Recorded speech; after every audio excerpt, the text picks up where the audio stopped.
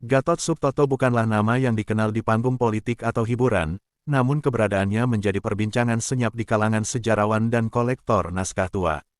Ia lahir di Yogyakarta tahun 1958, tumbuh di tengah keluarga sederhana yang mencintai budaya dan bahasa Jawa kuno.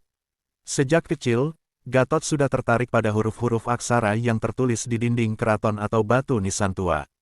Ibunya, seorang penulis puisi Jawa, adalah guru pertamanya dalam memahami makna kata yang dalam dan magis. Ayahnya, seorang abdi dalam, sering mengajaknya berkeliling kompleks keraton sambil bercerita tentang kisah Raja-Raja Mataram. Di usia 12 tahun, Gatot menemukan manuskrip tua yang dibuang di gudang sekolahnya. Kertasnya sudah rapuh dan berbau jamur, namun Gatot melihatnya seperti harta karun. Sejak saat itu, ia mulai mengumpulkan naskah-naskah tua yang ia temukan di pasar loak, toko barang antik, bahkan rumah-rumah tua yang sudah lama ditinggalkan. Ia menyadari bahwa banyak sejarah Nusantara tersimpan bukan di buku pelajaran, tetapi di lembar-lembar tua yang hampir dilupakan. Naskah-naskah itu sering ditulis dengan aksara Jawa kuno, Bali, bahkan Arab Pegon. Dengan penuh semangat, ia belajar membaca dan menerjemahkan sendiri. Saat dewasa, Gatot memilih untuk tidak bekerja di kantor pemerintahan seperti banyak temannya. Ia membuka kios kecil di Pasar Beringharjo yang menjual buku-buku langka dan naskah kuno. Kiosnya tidak pernah ramai, namun para peneliti, mahasiswa S2 dan S3 dari dalam dan luar negeri sering datang untuk mencari teks langka yang tak bisa ditemukan di perpustakaan nasional. Gatot menjadi semacam penjaga gerbang pengetahuan yang tersembunyi, yang hanya terbuka bagi mereka yang benar-benar mencintai sejarah. Ia sangat selektif memberikan akses terhadap naskah-naskah langka yang ia miliki. Salah satu manuskrip yang paling dibanggakan Gatot adalah Serat Kawedar, sebuah naskah yang konon ditulis langsung oleh murid Sunan Kalijaga. Naskah ini berisi ramalan tentang masa depan Nusantara, dan beberapa di antaranya mulai terbukti benar.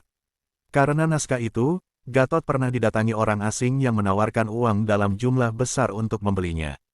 Namun ia menolak, karena merasa naskah itu adalah warisan spiritual bangsa, bukan komoditas dagang. Warisan leluhur bukan untuk dilelang, begitu katanya tegas. Banyak yang tidak tahu bahwa Gatot sebenarnya pernah bekerja secara diam-diam sebagai konsultan budaya untuk beberapa film dokumenter sejarah yang tayang di luar negeri. Namanya tak pernah muncul di kredit film, karena ia tidak peduli soal ketenaran. Bagi Gatot, menjaga kebenaran sejarah jauh lebih penting daripada popularitas. Bahkan, ia sering menyembunyikan identitasnya dengan nama samaran saat membantu peneliti asing. Semua itu dilakukannya demi satu tujuan, agar kebenaran masa lalu tidak lenyap di telan zaman. Gatot Subroto bukan hanya penjaga naskah tua, ia juga peneliti otodidak yang mampu mengungkap makna simbol dalam manuskrip kuno. Banyak naskah tidak hanya ditulis dalam bahasa yang aneh, tetapi juga dipenuhi dengan simbol-simbol geometris, ilustrasi wayang, dan gambar benda langit. Bagi orang awam, itu hanyalah coretan artistik. Namun bagi Gatot, itu adalah bahasa visual dari peradaban masa lampau. Ia menyusun catatan-catatan pribadi tentang simbol-simbol ini, dan banyak di antaranya ternyata cocok dengan hasil penelitian arkeolog luar negeri. Keahlian Gatot dalam membaca aksara kuno membuatnya beberapa kali diundang diam-diam oleh pihak museum daerah dan bahkan tim akademisi dari Belanda. Mereka ingin berkonsultasi dengan orang yang benar-benar memahami konteks budaya lokal. Gatot tak memiliki gelar resmi dari universitas besar, tetapi pengetahuannya membuat para doktor terdiam. Dalam satu pertemuan tertutup di Semarang, seorang arkeolog asal Jerman menyebutnya Ensiklopedia Hidup Nusantara. Julukan itu membuat Gatot hanya tersenyum kecil. Tahun 1997, Gatot pernah menelusuri wilayah Gunung Lawu setelah mendapat petunjuk dalam sebuah naskah yang ia temukan di Banyumas. Naskah itu menyebut tentang Gua Naga, yang menyimpan artefak spiritual dari masa Kerajaan Medang. Bersama 3 rekannya, Gatot mendaki dan menelusuri kawasan yang disebut dalam teks kuno tersebut. Selama 2 hari 2 malam mereka bertahan di dalam hutan, hingga akhirnya menemukan celah bebatuan yang persis seperti yang digambarkan dalam manuskrip. Di dalam gua, mereka menemukan patung batu kecil dan fragmen kain tenun kuno. Penemuan itu tidak dipublikasikan secara luas. Gatot memilih mengarsipkan hasil penelusuran dalam catatan pribadinya dan menyumbangkan artefak yang ditemukan ke museum daerah tanpa menyebutkan dirinya sebagai penemu. Ia selalu berkata bahwa dirinya hanya perantara antara masa lalu dan masa kini. Kalau sejarah itu ditulis dengan pamrih, maka ia hanya jadi legenda, katanya dalam satu wawancara radio lokal. Kesederhanaan dan kerahasiaannya membuatnya dihormati sekaligus membuat banyak orang penasaran. Yang menarik, di antara koleksi pribadinya, Gatot menyimpan sebuah manuskrip yang ditulis dengan darah. Tulisan itu ditemukan dalam kotak kayu tua di belakang rumah tua peninggalan Belanda di Purworejo. Tulisan tersebut dalam aksara Jawa namun tidak umum, dan berisi mantra pengunci yang berhubungan dengan raja terakhir Majapahit. Ia tak pernah mempublikasikan isi lengkapnya, karena ia percaya bahwa beberapa pengetahuan harus tetap tersembunyi sampai waktunya tiba. Hal ini membuatnya disebut oleh beberapa komunitas spiritual sebagai Sang Penjaga Gerbang Timur. Kehidupan pribadi Gatot Subtoto sangat tertutup. Ia tinggal sendiri di sebuah rumah kayu bergaya kolonial di pinggiran Sleman, Yogyakarta. Rumah itu sudah tampak usang dari luar, namun di dalamnya penuh dengan rak buku, laci kayu berisi naskah, dan alat pembesar kaca kuno. Sebuah radio transistor tua selalu menyala dengan suara lirih lagu-lagu keroncong atau gamelan klasik. Ia tidak memiliki televisi, apalagi media sosial. Kesehariannya adalah membaca, menulis, dan menerima tamu yang datang dengan janji. Setiap pagi Gatot berangkat ke kiosnya dengan sepeda motor tua Honda C70. Ia selalu memakai kemeja putih bersih dan celana kain abu-abu, dengan peci hitam yang tampak selalu baru. Di dalam tas kulit coklatnya, ia membawa beberapa naskah yang akan ia pelajari di kios atau tunjukkan kepada kolektor. Kadang ia mengunjungi perpustakaan Sonobudoyo atau bertemu dosen dari UGM. Semua pertemuan dilakukan secara informal, tanpa publikasi. Gatot seolah hidup di dua dunia, dunia nyata dan dunia naskah masa lalu. Tetangga di sekitar rumahnya menyebutnya sebagai Pak Gatot yang suka kertas kuno. Mereka tidak tahu bahwa kertas-kertas itu menyimpan cerita ribuan tahun sejarah. Anak-anak kadang memanggilnya dengan julukan Profesor Keris, karena sering melihatnya membersihkan benda-benda antik. Gatot tak pernah marah, ia malah sering membagikan cerita pendek kepada anak-anak desa tentang raja-raja bijak dari masa silam. Baginya, sejarah bukan hanya untuk akademisi, tetapi untuk membentuk karakter generasi baru. Dalam satu kesempatan, Gatot mengisi seminar budaya di sebuah kampus swasta. Ia datang dengan pakaian sederhana, namun seluruh isi aula sunyi saat ia mulai bercerita tentang ilmu warastra, seni menyampaikan pesan spiritual lewat simbol wayang. Ia mengaitkan hal itu dengan naskah-naskah dari era Kadiri yang ia miliki, lalu mengaitkannya dengan dinamika politik modern. Mahasiswa dibuat kagum karena Gatot mampu menghubungkan zaman kuno dengan isu masa kini tanpa kehilangan makna spiritual dan filosofisnya. Ada satu mahasiswa yang kemudian menjadi murid tidak resmi Gatot. Namanya Bayu, lulusan sastra Jawa, yang kemudian mendokumentasikan beberapa kegiatan dan koleksi Gatot untuk disimpan secara digital. Gatot awalnya menolak, namun akhirnya mengizinkan setelah tahu Bayu bukan sekadar pemburu konten. Berkat Bayu, beberapa naskah langka yang semula hanya ada satu-satunya salinan, kini mulai diamankan dalam bentuk digital terenkripsi. Namun Gatot berpesan, tidak semua warisan itu untuk dibuka. Ada yang harus ditunggu waktunya. Suatu malam di bulan Juni tahun 2005, Gatot mendapat tamu misterius dari Jakarta. Lelaki berjas itu tidak menyebutkan nama aslinya, hanya menyebut dirinya sebagai utusan riset nasional. Ia membawa surat rekomendasi dari Lembaga Penelitian Budaya dan ingin melihat langsung manuskrip yang konon menyebut ramalan tentang tahun-tahun penting Nusantara. Gatot menyimaknya dengan diam, kemudian menanyakan, apakah Anda percaya pada ramalan, atau hanya ingin membuktikan bahwa Anda bisa memilikinya. Pertanyaan itu membuat tamu itu terdiam dan memutuskan pulang tanpa membawa apa-apa. Tamu itu bukan yang pertama. Sejak awal tahun 2000-an, banyak orang berdasi yang mendekati Gatot, sebagian dari lembaga formal, sebagian lagi tidak jelas asalnya. Mereka semua tertarik pada naskah-naskah yang dipercaya menyimpan kunci simbolis atas sejarah politik dan arah masa depan Indonesia. Gatot menolak semua permintaan untuk menjual atau memindahkan naskah-naskahnya ke luar Yogyakarta. Ia percaya bahwa naskah bukan sekadar dokumen, ia adalah roh peradaban. Dan bila roh itu dipisahkan dari tanahnya, maka makna aslinya akan hilang. Namun bukan berarti Gatot menolak kemajuan. Ia beberapa kali mengizinkan tim akademisi dari dalam negeri untuk menyalin naskah dalam bentuk digital. Syaratnya, tidak boleh diperjualbelikan dan tidak boleh diubah atau disunting. Ia percaya bahwa pengetahuan harus dibagikan, tapi tidak dijadikan alat manipulasi. Karena itu pula, ia mulai bekerja sama dengan komunitas pustaka lokal untuk mendirikan Ruang Aksara, tempat belajar terbuka bagi anak muda yang ingin mengenal aksara Nusantara secara otentik. Di Ruang Aksara, Gatot mengajarkan bagaimana membaca aksara Jawa, Sunda kuno, dan Arab Pegon. Ia tidak menggunakan buku modern, melainkan langsung dari salinan manuskrip asli.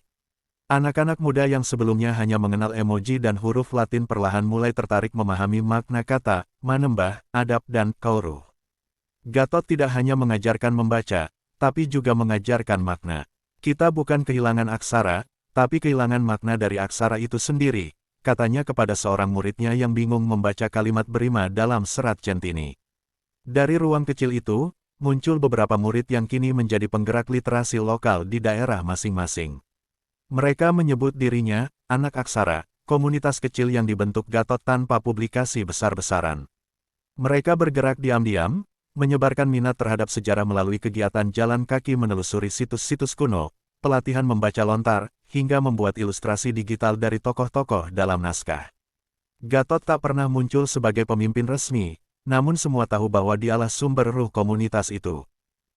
Pada tahun 2010, Gatot menerima surat undangan dari Perpustakaan Leiden di Belanda, menawarkan kolaborasi untuk digitalisasi naskah-naskah Jawa kuno yang tersimpan di sana. Banyak dari naskah itu dahulu dibawa oleh kolonial dan belum pernah diterjemahkan secara benar.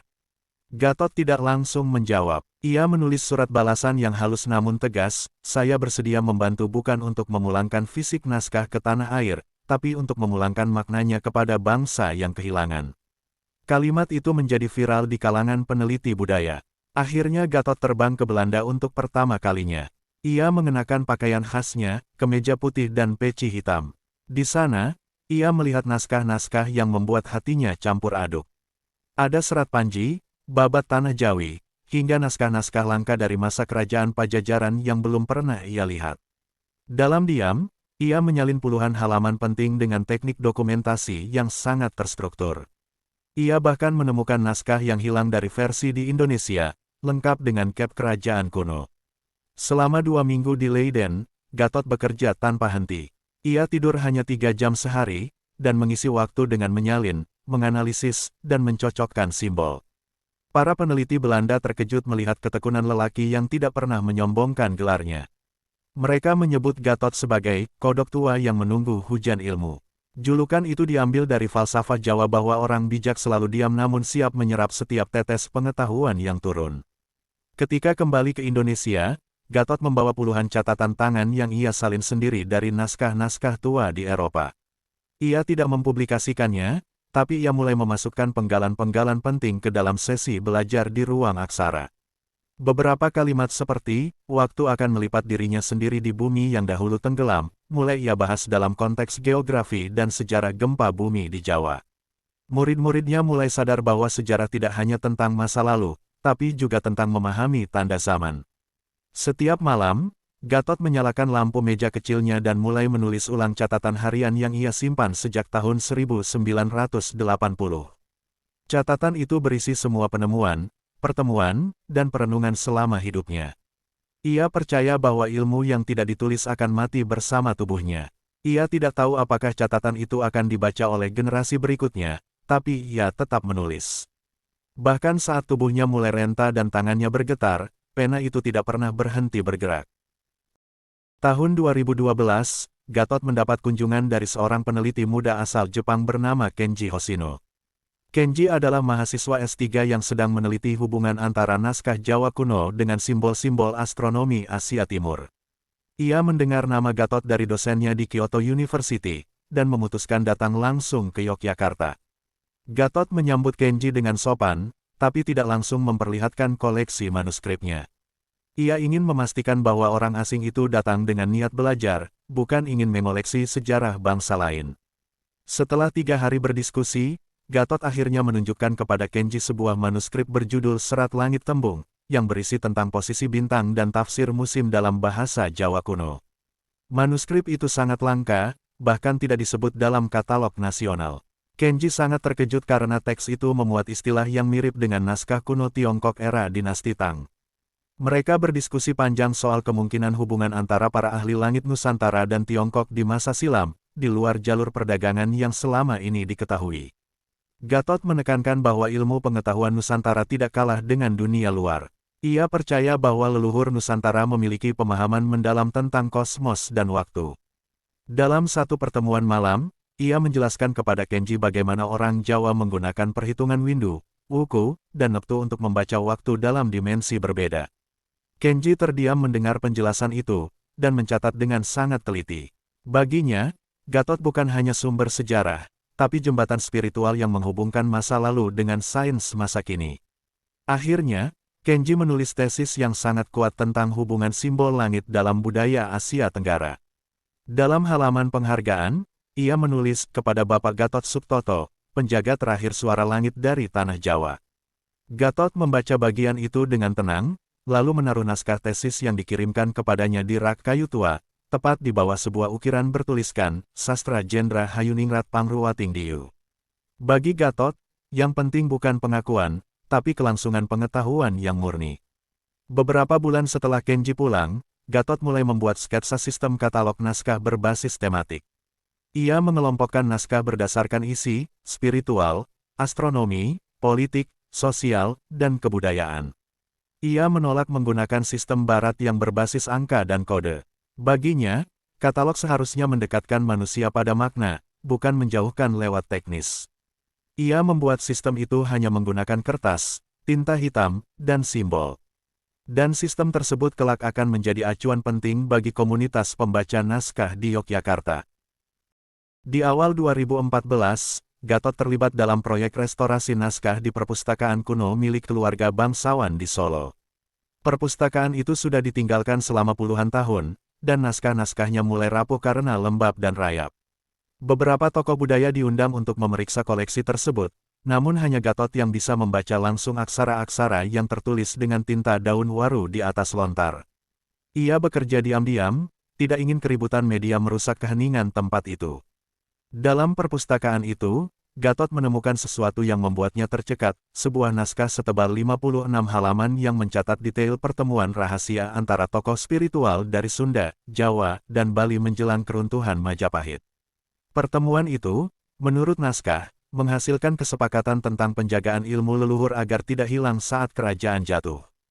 Dalam naskah disebut nama, Ki Gede Pamalasari, sosok yang belum pernah disebut dalam catatan sejarah populer.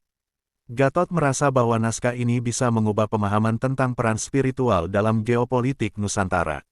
Namun Gatot tidak mempublikasikannya. Ia merasa belum waktunya. Ia hanya menyalin ulang naskah itu dengan tulisan tangan dan menyimpannya di rak belakang rumahnya, dilapisi kain putih dan diberi bunga kenanga setiap Jumat malam. Ia meyakini bahwa beberapa naskah bukan untuk dibaca semua orang. Ada pengetahuan yang hanya boleh dibuka oleh mereka yang sudah matang secara spiritual dan batin. Kalau perut belum siap, jangan makan sambal, katanya kepada salah satu muridnya. Ketika ditanya oleh wartawan lokal tentang isi naskah-naskah itu, Gatot hanya menjawab singkat, ada sejarah yang ditulis dengan tinta, ada yang ditulis dengan diam. Kalimat itu menjadi kutipan terkenal di kalangan penggiat naskah. Banyak yang mulai memahami bahwa pengetahuan bukan hanya tentang membuka, tapi juga tentang menunggu. Gatot memang tidak pernah menyebut dirinya guru, tetapi banyak yang menganggapnya sebagai guru sejati yang tidak butuh panggung. Naskah-naskah yang ia selamatkan dari perpustakaan Solo kini menjadi bagian penting dari koleksi pribadinya yang hanya bisa diakses dengan izin langsung. Beberapa akademisi dari luar negeri mencoba mengajukan izin, namun Gatot hanya memberikan akses kepada 2 orang dalam 10 tahun terakhir. Ia tidak ingin naskah itu dijadikan alat promosi atau bahan spekulasi.